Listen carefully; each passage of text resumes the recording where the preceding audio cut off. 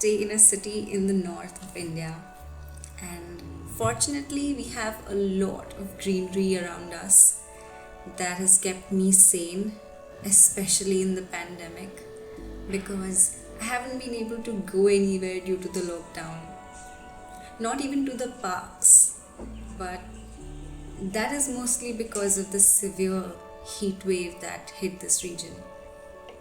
Plus, I had been going through a really bad phase for 1.5 months because suddenly my YouTube channel stopped growing. I did all the research needed continuously and applied whatever I learned, saw no difference. And I had a really hard time. I'll be honest with you, I was really sad in June. Most of the times I ended up feeling worthless.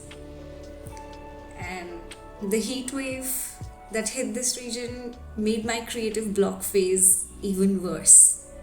Nevertheless, I continued to do my work, continued to film under the blazing sun coming right through my windows and heating up my camera equipment.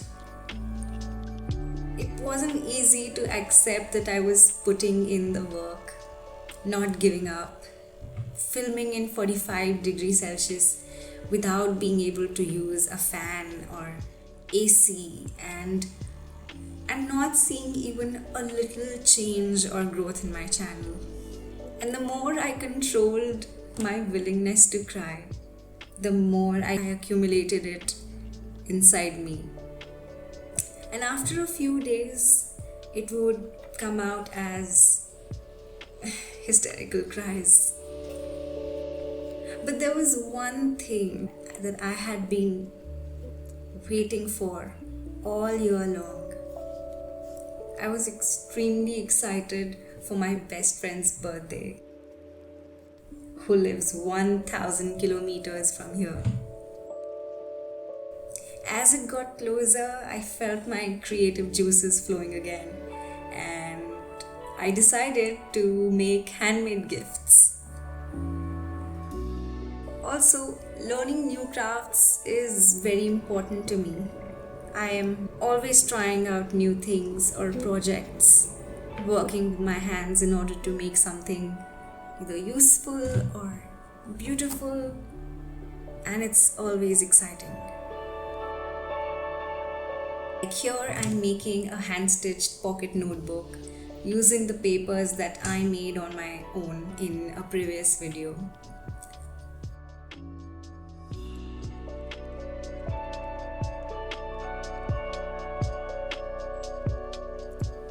So I opted for kettle stitch to sew this notebook because no matter which page you are at, the book will open flat and make it easy to write in.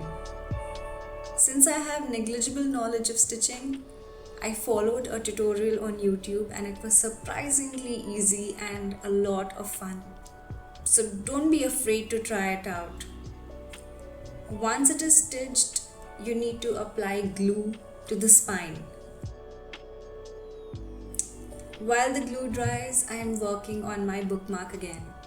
My friend likes to read a lot of books, especially non-fiction.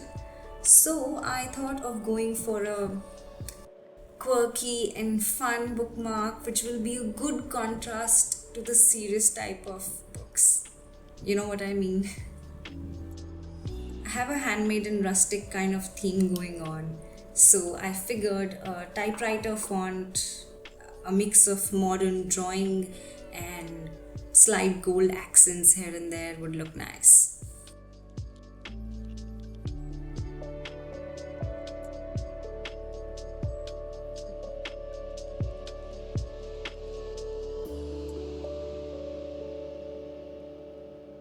The notebook is now dry and I am going for an abstract decoration.